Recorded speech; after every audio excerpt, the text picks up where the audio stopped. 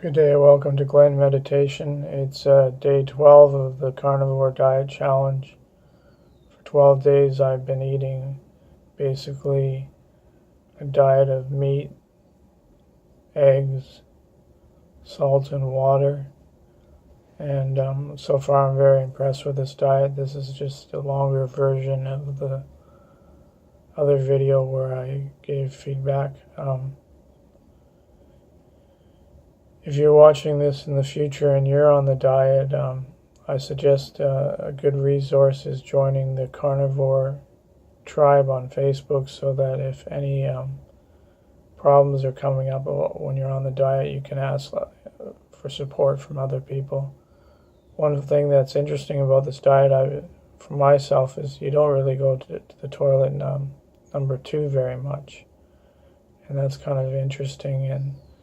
And it's not like you feel like you're backed up or anything. It's just it happens less. And so, you start thinking, if you were fasting and that happened, you wouldn't be too concerned because you're not putting too much food into yourself, so you're not worrying about it coming out.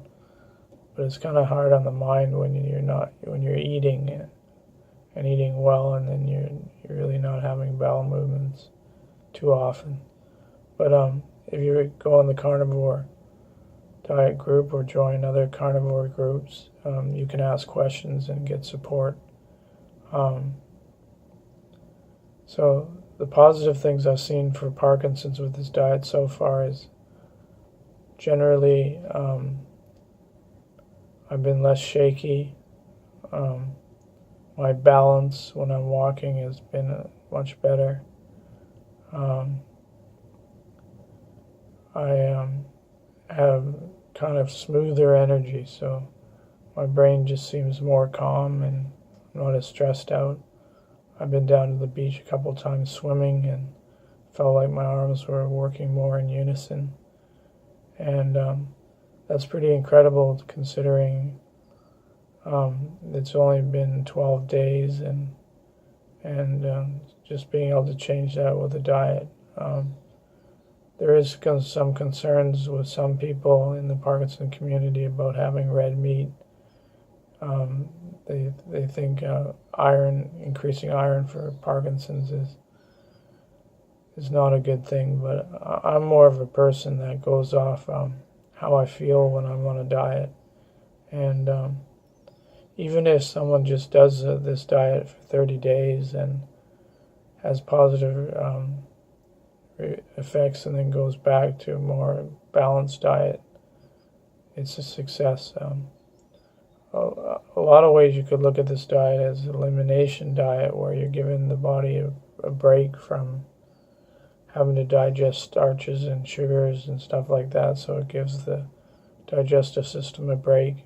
And I've seen lots of people reporting that. There's people saying their IBS gets better, and then for some people start slowly introducing foods back in after they feel their gut is properly working again, and they can just see how the effects of that. So I know when you first hear about this diet it sounds crazy, and that's what everybody I've watched or read their reports on that's how they feel, and because it goes against popular opinion on fats and cholesterol and stuff like that. But if you look at as a society, how are we doing generally with these low-fat diets? You see people getting the opposite, getting very fat and lots of diabetes and stuff like that.